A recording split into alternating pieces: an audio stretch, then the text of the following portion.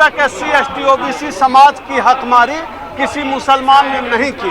आज तक किसी भी देश भर में पूरे दलितों के जो उत्पीड़न का मामला होता है, छुआछूत का मामला होता है, कोई मुसलमान छुआछूत नहीं करता है।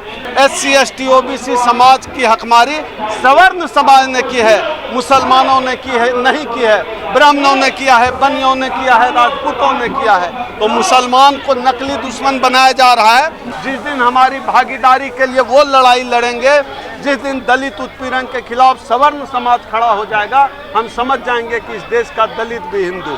हमने तो पानी पीने का हक भी लड़ाई करके बाबा साहब ने हमको दिलाया है, तो हमको सोफे पर बैठने का हक ऐसे हासिल नहीं होगा, लड़ना पड़ेगा और हम लोग लड़ रहे हैं। क्योंकि आज इस देश में न प्रधानमंत्री मुसलमान है, न चीफ जस्टिस ऑफ इंडिया मुसलमान है, न ED का चीफ मुसलमान है, न CID CBI का चीफ मुसलमान है। तो पता नहीं मुसलमानों को कहाँ आरक्षण मिला हुआ है। खैर, अब गृह मंत्री जी असंवैधानिक आरक्षण खत्म करने की बात कर रहे हैं, तो हम उम्मीद करते हैं कि जो EWS असंवैधानिक आरक्षण है उसको भी खत्म करेंगे।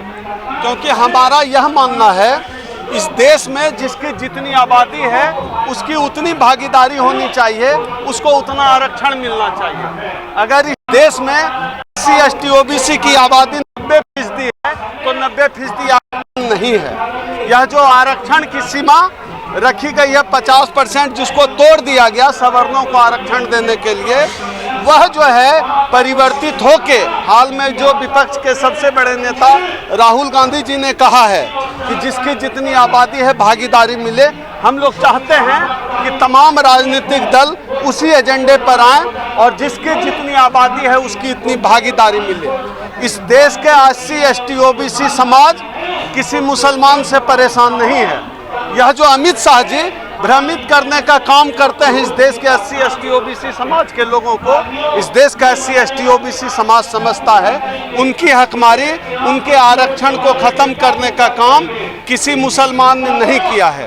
आज तक SC ST OBC के आरक्षण के खिलाफ कोई मुसलमान नहीं बोला। आज तक SC ST OBC आरक्षण के खिलाफ कोई मुसलमान खड़ा नहीं हुआ। आज तक SC ST OBC समाज की हकमारी किसी मुसलमान ने नहीं की। आज तक किसी भी देश भर में पूरे दलितों के जो उत्पीड़न का मामला होता है, छुआछूत का मामला होता है, कोई मुसलमान छुआछूत नहीं करता है।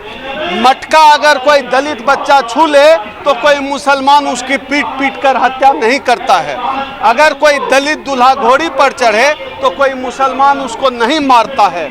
अगर कोई दलित मूंछ रख ले तो किसी मुसलमान के पेट में दर्द नहीं होता है। बावजूद इसके मुसलमानों को इस देश के SC ST के खिलाफ दुश्मन बताए जाने की साजिश इस देश में SC ST OBC समाज के खिलाफ चल रही साजिश का हिस्सा है। हम पूरी तरह से डिनाय करते हैं, मुसलमानों ने हमारी हकमारी नहीं की है, सवर्णों ने हमारी हकमारी की है।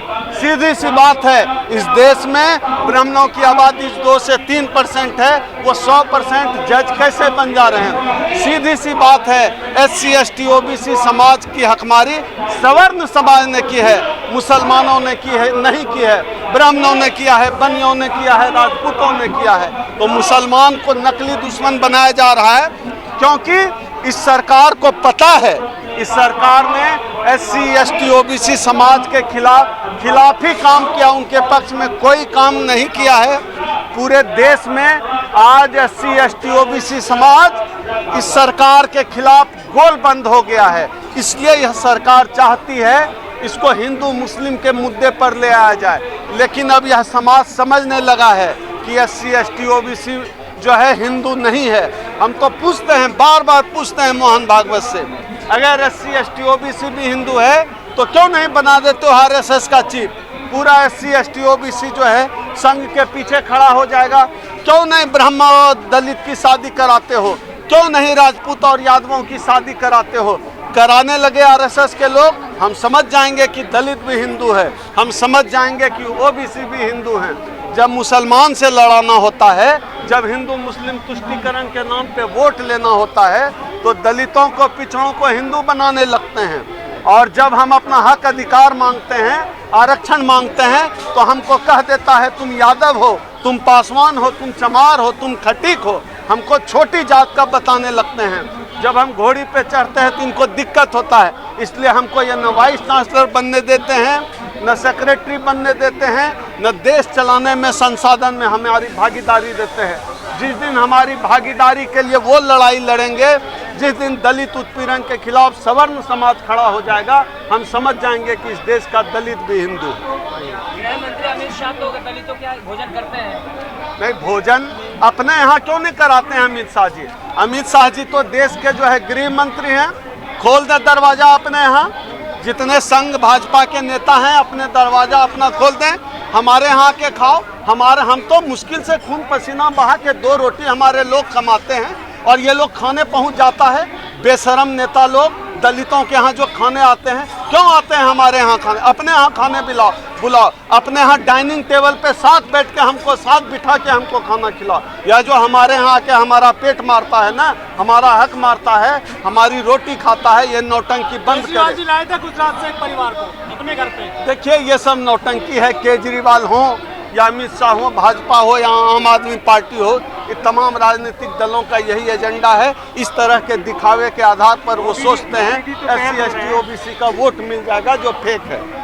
मोदी जी तो पैर धो रहे हैं, पैर धो के सम्मान कर रहे हैं, और आप कह रहे हैं खाना नहीं खिला रहे हैं। मोदी जी पैर ही धोएंगे। मोदी जी को शायद नहीं पता हो आंकड़ा, इस देश में आज भी अगर सीवर में सफाई के दौरान सबसे अधिक लोग मारे जाते हैं तो शायद गुजरात में। आज भी अगर माथे पर कोई दलित पैखाना उठाता है तो शायद गुजरात में।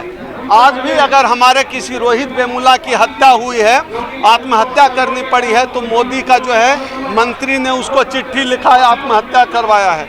मोदी जी कितने दलित हितैषी हैं, यह देश ने देख लिया है कि मोदी जी कितना दलितों के हितैषी हैं। मध्य प्रदेश के मंदसौर में BSF के जवान अर्जुन मेघवाल की घुड़चढ़ी नहीं होने दी, कांटे बिछाए रास्ते में पत्थर बरसाए घुड़चढ़ी पर।